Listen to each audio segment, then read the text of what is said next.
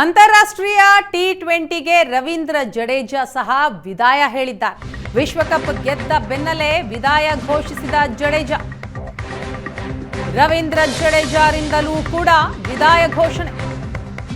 ನಿನ್ನೆ ವಿರಾಟ್ ಕೊಹ್ಲಿ, ರೋಹಿತ್ ಶರ್ಮಾ, ಇವತ್ತು ಜಡೇಜಾ ನಿವೃತ್ತಿ ಘೋಷಣೆ ಮಾಡಿದ್ದಾರೆ.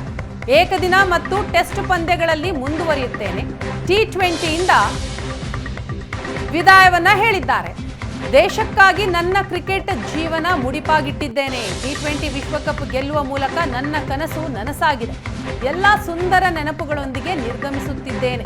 ವೃತ್ತಿ ಜೀವನದಲ್ಲಿ ಸಹಕಾರ ನೀಡಿದ ಎಲ್ಲರಿಗೂ ಧನ್ಯವಾದವನ್ನ ತಿಳಿಸಿ ಜಡೇಜಾ ಟಿ20ಗೆ ವಿದಾಯ ಹೇಳಿದ್ದಾರೆ.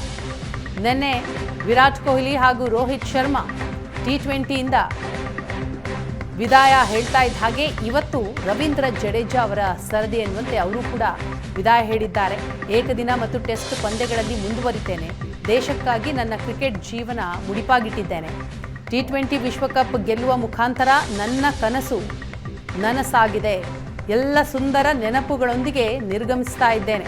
ವೃತ್ತಿ ಜೀವನದಲ್ಲಿ ಸಹಕಾರ ನೀಡಿದ ಎಲ್ಲರಿಗೂ ಧನ್ಯವಾದ ಅಂತ ಹೇಳಿದ್ದಾರೆ ಜಡೇಜಾ.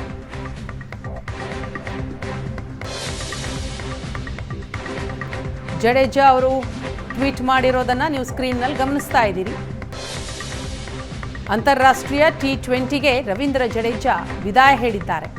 ನಿನ್ನೆಯಷ್ಟೇ ಟಿ20 ವರ್ಲ್ಡ್ ಕಪ್ ಅನ್ನ ಗೆದ್ದಂತಹ ಟೀಮ್ ಇಂಡಿಯಾ ಗೆಲುವಿನ ಸಂಭ್ರಮ ಒಂದು ಕಡೆ ಆದರೆ, ಘಟಾನುಘಟಿ ನಾಯಕರು ವಿದಾಯ ಹೇಳ್ತಾ ಇರುವಂತಹ ಬೇಸರ ಮತ್ತೊಂದು ಕಡೆ. ನಿನ್ನೆ ವಿರಾಟ್ ಕೊಹ್ಲಿ ಹಾಗೂ ನಾಯಕ ರೋಹಿತ್ ಶರ್ಮಾ ಟಿ20ಗೆ ವಿದಾಯ ಹೇಳಿದ್ರು. ಅದರ ಬೆನ್ನಲ್ಲೇ ಮತ್ತೋರ್ವ ಹಿರಿಯ ನಾಯಕ ರವೀಂದ್ರ ಜಡೇಜಾ ಅವರು ಕೂಡ ಈಗ ಟಿ20ಗೆ ವಿದಾಯವನ್ನ ಹೇಳಿದ್ದಾರೆ. ಟ್ವೀಟ್ನ ಮುಖಾಂತರವಾಗಿ ವೃತ್ತಿ ಜೀವನದಲ್ಲಿ ಸಹಕರಿಸಿದ ಎಲ್ಲರಿಗೂ ಧನ್ಯವಾದವನ್ನ ಅರ್ಪಿಸಿದ್ದಾರೆ.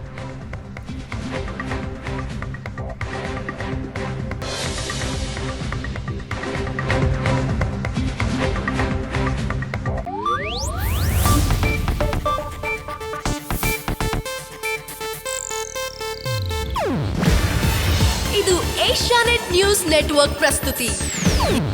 ನೀವು ನೋಡ್ತಿದ್ದೀರಾ ಏಷ್ಯಾನೆಟ್ ಸುವರ್ಣ ನ್ಯೂಸ್.